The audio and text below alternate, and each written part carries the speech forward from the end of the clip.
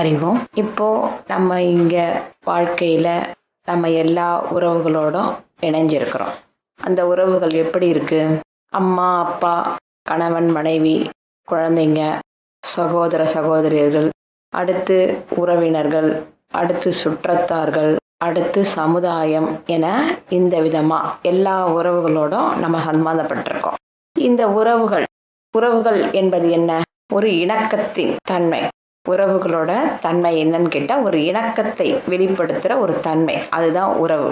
ஆனா அந்த உறவு இணக்கமா இல்லாம போறதுக்கு காரணம் என்ன அப்படின்னு பார்த்தா, அந்த உறவுல உரிமை என்ற ஒன்று வரும் பொழுது அங்கு எதிர்பார்ப்புகள் என்ற ஒன்று உருவாகி, அந்த எதிர்பார்ப்புகளோட நாம் செய்யக்கூடிய ஒவ்வொரு செயலும் நமக்கு ஏமாற்றங்களை கொடுக்கும் பொழுது அந்த இணக்கம் என்பது பிரிவுபட்டு மாறுபட்ட கருத்துக்களையும் மாறுபட்ட சிந்தனைகளையும் குழப்பங்களையும் எல்லாத்தையும் நமக்கு கொடுத்து நம்ம புரியாம இருக்க வைக்குது.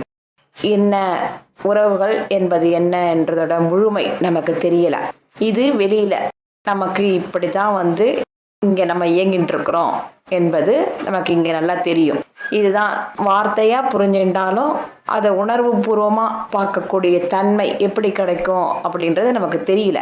அந்த இணக்கம் என்பது என்ன, அது எப்படி இருக்கு, அதோட உண்மை நிலை என்ன அப்படின்னு நம்ம உணர்ந்துக்க முடியாது.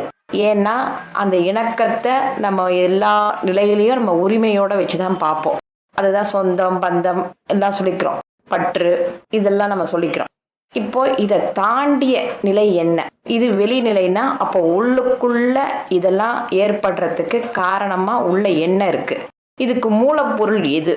ஒரு பொருள் இருந்தாதான் அதுக்கு ஒரு நிலை, தன்மை எல்லாம் உண்டு. அந்த மாதிரி நம்ம இங்க ஜீவனா இங்க இருக்கிறோம் அப்படின்றது எல்லாருக்கும் தெரியும், தத்துவமா தெரியும். நம்மெல்லாம் ஒரு ஜீவனா இருந்து நம்ம இங்க வாழ்க்கையில பயணப்பட்டு இருக்கோம்.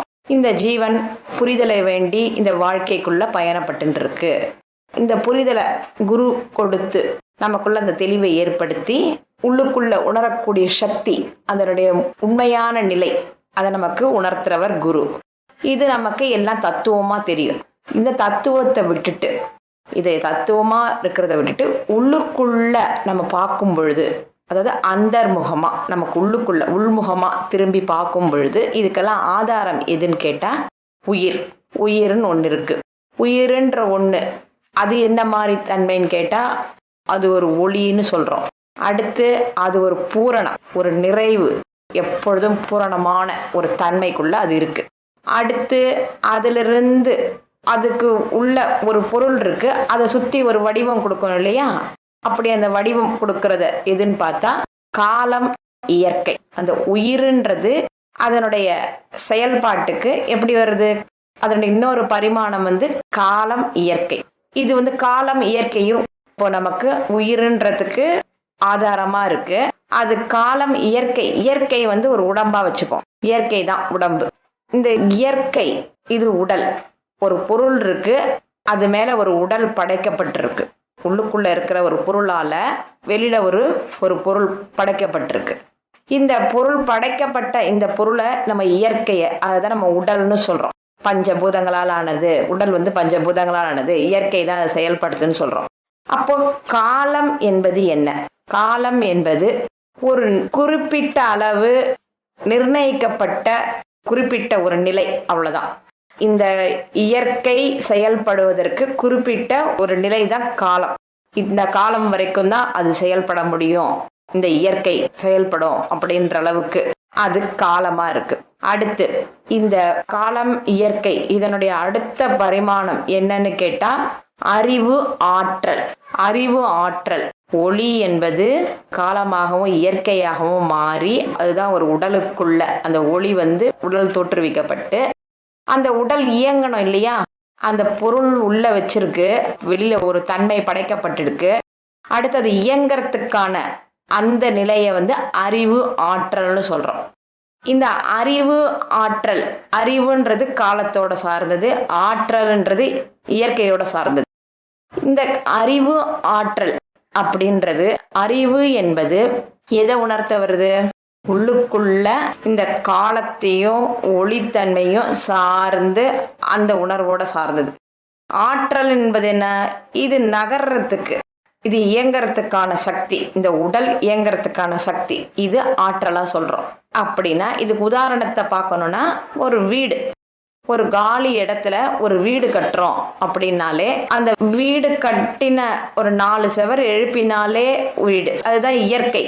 அதை நிர்ணயம் பண்றது, அதுக்குள்ள இருக்கிற இடைவெளி தான் காலம். அதுக்குள்ள எத்தனை நாள் உள்ள போய் அந்த வீட்டுக்குள்ள வசிக்கிறோமோ அதுதான் காலம். இப்போ அந்த வீட்டுக்குள்ள அந்த ஜீவன் இயங்கிறதுக்கு ஆன ஆற்றல் எப்படி இருக்கும், அந்த புரிதல், அதை எப்படி உபயோகப்படுத்தணும்னு தெரிஞ்சுக்கணும்.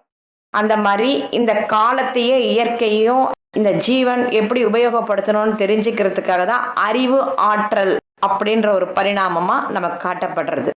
அடுத்து இந்த அறிவு ஆற்றல் அப்படின்றது, அறிவுன்றது நமக்கு உணர்வாகவும் ஆற்றல்ன்றது செயல்பாடாகவும் மாறுறது.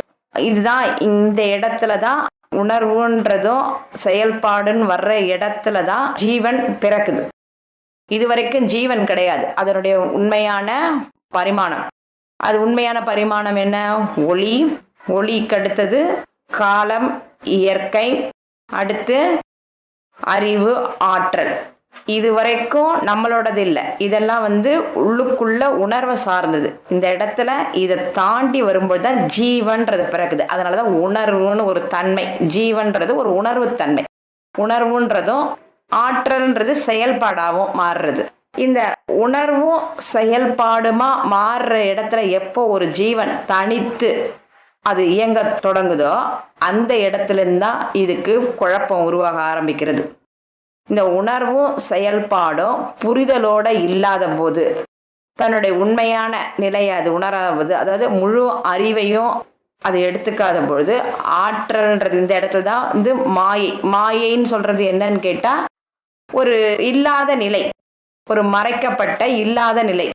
ஆனா நம்ம இருக்குன்னு நினைச்சுக்கிறோம். அந்த மாதிரி இந்த உணர்வு என்பதும் செயல்பாட்டோட இதுவும் மாறும் பொழுதுதான் ஜீவன்ற ஒண்ணு பிறக்குது.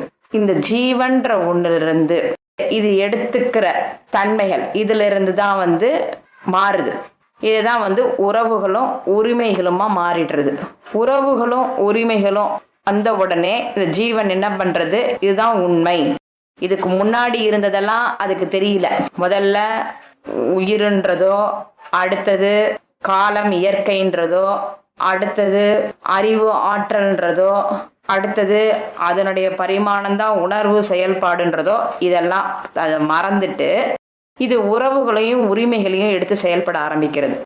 இதுக்கு காரணமா இருக்கக்கூடியது என்ன? இதுக்குள்ள இயங்குறதுக்கு இந்த அறிவு ஆற்றல் எந்த விதமா இருக்குது அப்படின்னா, மூச்சு, சுவாசம்.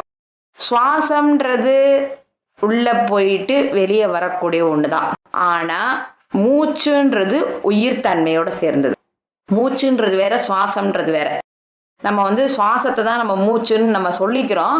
அதாவது இது அசைவு தான், அசைவு தான் நம்ம சுவாசம்னு சொல்றோம். ஆனா அதுக்கு ஒரு ஈர்ப்பு இருக்கு இல்லையா? அந்த அசைவு எதனால இயங்குது? ஒரு உள்ள போயிட்டு வெளியே வர்ற ஒரு ஈர்ப்பு, ஒரு ஈர்ப்பு உள்ள அது இயக்கின்ற ஈர்ப்பின் வழியே அது நகர்ந்துட்டு இருக்கு. இந்த மூச்சும் சுவாசமும், இந்த மூச்சு சுவாசம் வரும் பொழுது அந்த தன்மைக்கு ஏற்ப ஒரு ஜீவனுக்கும் அது நிர்ணயிக்கப்படுது, காலத்தால அது நிர்ணயிக்கப்படுது. உன்னுடைய மூச்சு இவ்வளவுதான், இவ்வளவு நாளைக்கு இருக்கும் அப்படின்னா, அடுத்து இயற்கை தன்மை, உன்னுடைய குணங்கள், அந்த இயற்கை தன்மைக்கேற்ப உனக்கு அந்த குணங்கள் பெறப்படும். இந்த இடத்துலதான் நமக்கு விதி வினை இதனுடைய செயல்பாடு நமக்கு தொடங்க ஆரம்பிக்கிறது. ஏன் தொடங்க ஆரம்பிச்சது? ஜீவன்ற தன்னை தனியா உண்மையான அதை உணராத போது, தன்னுடைய முழுமையான நிலையை உணராததுனால, இந்த புரிதலும் செயல்பாடும் மாறினதுனால இது மறுபடியும் இப்ப என்ன ஆச்சு? விதி வினைக்கு உட்பட்ட ஒரு நிலைக்கு போச்சு. விதி வினையும் எப்படி செயல்படுத்தும்? அதை தான் நம்ம அந்த இடத்துல எண்ணங்கள்னு சொல்றோம். ஆக எண்ணங்கள்ன்றது நமக்கு நம்முடைய சேர்ந்தது இல்லை. நமக்கு இந்த மாதிரி ஒரு புரிதல் இல்லாத ஒரு வெளிப்பாடோட தன்மையை தான் நம்ம எண்ணங்களா நம்ம உணர்ந்துக்கிறோம். ஏன்னா நமக்கு அந்த உணர்வும் செயல்பாடும் அந்த இடத்துல நம்ம மாத்திட்டோம். ஜீவன் அந்த உணர்வும் செயல்பாட்டையும் தன்னை தான்னு நினைச்சிருந்தது. அந்த உணர்வை தான் நினைச்சுட்டு செயல்பாட்டுக்குள்ளெல்லாம் தான்னு கற்பிச்சுக்கிறதுனால இங்க விதி வினைன்ற ஒண்ணுக்கு இடம் கொடுத்தது. காரணம், அதனுடைய மூச்சு சுவாசம் மாறிடுது. சுவாசம் மாறினதுனால அது மூச்சு என்பது அது காலத்தோட போயிடுது. அது இருக்கிற வரைக்கும் அது மூச்சை சரியா உபயோகப்படுத்தல. சுவாசம்ன்ற வழியா இயங்கிட்டு இருக்கு. சுவாசமும் எப்படி இருக்கு, படைப்புல எல்லா உயிரினங்களுக்கும் இருக்கிற மாதிரி அது வேக வேகமா விலங்குகளுக்கும் எல்லாருக்கும் கொடுத்துருக்கா மாதிரி வேக வேகமா இயங்கி அந்த சுவாசத்தை அது இன்னும் மூச்சோட தன்மையை உணராம வெறும் அந்த இயற்கையில விலங்குகளுக்குலாம் எப்படி தெரியாதோ அந்த நிலையை இந்த ஜீவன் எடுத்துட்டு அது இந்த மாதிரி செயல்பட ஆரம்பிக்கிறது. இந்த மாதிரி விதி வினை செயல்பட்ட உடனே என்ன ஆகுது, உறவுகளும் உரிமைகளும் போராட்டம் நடக்குது. உறவுகளுக்கும் உரிமைகளுக்கும் உள்ள போராட்டங்கள் எதிர்பார்ப்புகளும் ஏமாற்றங்களும் மாறுது. எதிர்பார்ப்புகளும் ஏமாற்றங்களும் மாறும் பொழுது அடுத்தது அதுல இருந்து ஆசை, கோபம் இதெல்லாம் பிறக்குது. இந்த மாதிரி கீழான குணங்கள்லாம் பிறக்குது. அடுத்து இந்த ஜீவன் நினைவுகளுக்கும் நிகழ்வுகளுக்குள்ள தடுமாறி மறுபடியும் இந்த உணர்ச்சிகளாலேயே இது மட்டுமே தோற்றுவிக்கப்பட்டு இது குழம்பின் இருக்கு. கிட்டத்தட்ட கல்லு குடிச்ச குரங்கோட நிலைமை. அந்த கல்லு குடித்த குரங்கோட நிலைமையில இது இப்படியே குழப்பத்துல நிகழ்வுக்கும் கனவுகளுக்கும் கற்பனைகளுக்கும் இடையே இது பயணப்பட்டுட்டே மறுபடியும் புரியாம அது தன்னை வாழ்க்கையில தொலைச்சிடுறது. ஆக இதெல்லாம் மாத்தணும்னா எப்படி மாத்த முடியும், எங்க மாத்த முடியும்னு கேட்டா உள்ளுக்குள்ள உணர்வுல தான் மாத்த முடியும்.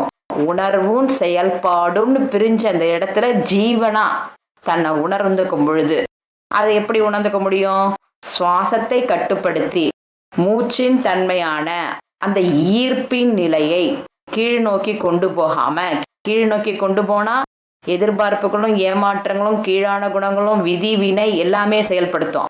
அதை மேல் நோக்கி அந்த ஈர்ப்பை மேல் நோக்கிய ஒரு உணர்வா மாற்றும் பொழுது, மேல் நோக்கிய ஒரு உணர்வு தன்மையில கொண்டு செல்லும் பொழுது அந்த நிலையில அங்கதான் சுவாசம்ன்றது கிடையாது. சுவாசம்ன்றது நின்று போயிட்டு, அதாவது அசைவுன்றது நின்று போயிட்டு ஈர்ப்புன்றது மேல் நோக்கி போயிடும்.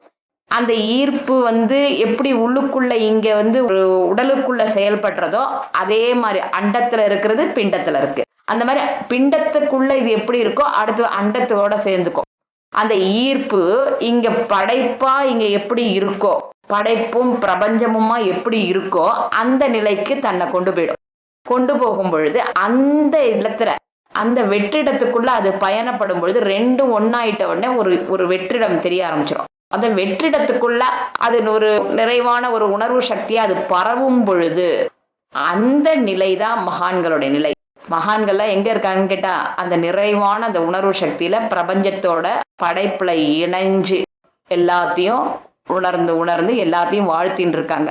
இதை நம்ம உணரணும் அப்படின்னா மூச்சு வழியா தான் நம்ம செயல்பட முடியும். மூச்சு தான் நமக்கு ஒவ்வொரு பரிணாமங்களும் என்னென்ன பரிணாமங்கள்ல இந்த இது செயல்படுது அப்படின்னு நம்ம புரிஞ்சிக்க முடியும்.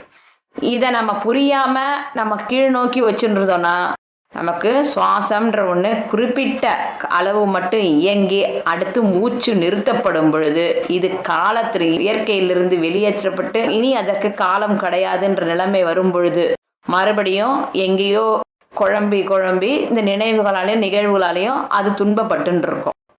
இதை விடுத்து நம்ம இருக்கும் பொழுதே இங்க எல்லாத்தையும் உணர்ந்து பார்த்து உணர்வும் செயல்பாடுன்றது ரொம்ப அவசியம். இங்க என்ன இருக்குன்னு கேட்டா இந்த உணர்வும் செயல்பாடும் தான் இங்க முக்கியமான ஒண்ணு. இந்த உணர்வும் செயல்பாட்டையும் ஒவ்வொரு உணர்வுகளும் அதன் செயல்பாடுகளும் நம்ம உள்ளுக்குள்ள அறிவின் இயக்கமாகவும் ஆற்றலின் இயக்கமாகவும் நம்ம உணர்ந்துக்கும் பொழுது அடுத்து காலமும் இயற்கையும் நம்மோட இணைந்து ஒளி எனக்கூடிய அந்த பேரொளி, அந்த தெய்வீக உணர்வு, அந்த உணர்வுக்குள்ள நமக்கு எல்லாமே தெரியும். அந்த உணர்வுக்குள்ள நம்ம பயணப்பட ஆரம்பிச்சிருவோம்.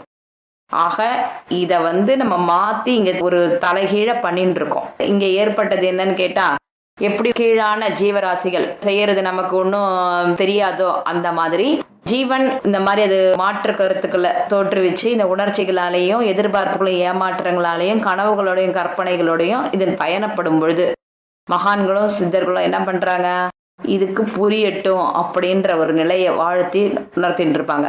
இப்போ நம்ம ஜீவன் அதுக்குள்ள நமக்கு தாபத்தை நோக்கி எனக்கு இதெல்லாம் இல்லை, இதை பத்தின புரிதல் வேணும்னு கேட்கும் பொழுது இந்த சித்தர்கள்லாம் உணர்த்துவாங்க.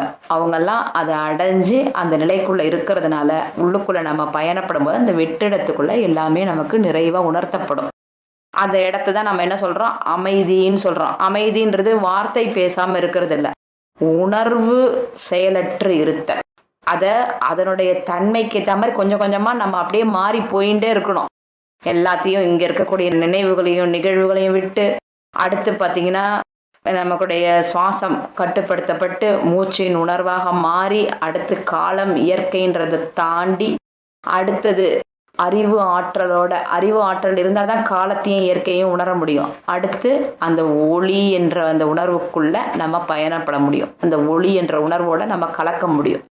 இதுதான் இங்கே படைப்பு, பிரபஞ்சம், இயக்கம் எல்லாம் இப்படி தான் இருக்குது அப்படின்றதான் உணர்த்தியிருக்காங்க. ஆனால் நம்ம என்ன பண்ணிட்டு இருக்கோம்னா ஆக கீழான ஒரு செயலை செஞ்சுட்டு இருக்கோம். கீழான இங்கே இருந்து வெறும் சுவாசத்தால் மட்டுமே நம்ம உயிர் பிழைச்சுட்டு இருக்கோம். நமக்கும் சுவாசம் இருக்குது, மிருகங்களுக்கும் சுவாசம் இருக்குது. அந்த மிருகங்களுக்கு தன்னை தான்னு உணர முடியாது, அதுக்கு அந்த அறிவு கிடையாது.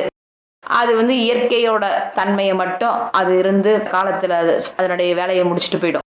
ஆனால் மனிதன்றவங்க நம்ம கொடுத்துருக்கிறது அற்புதமான இறை சக்தியின் ஆற்றல். மனிதனுக்கு உள்ள இருக்கிறது என்னன்னு கேட்டால் இறையின் உணர்வு, அறிவு, ஆற்றல். அதுதான் அம்மையப்பன், சிவன் சக்தி, காலம், இயற்கை, இப்படி சொல்கிறோம். இந்த இதை நம்ம உணர முடியும் அப்படின்ற உண்மையை விளக்கியிருக்காங்க. இதனால் எல்லாருக்கும் இந்த நிலையை உணரணும், எல்லாரும் இதை பயன்படுத்தணும். ஹரி ஓம்.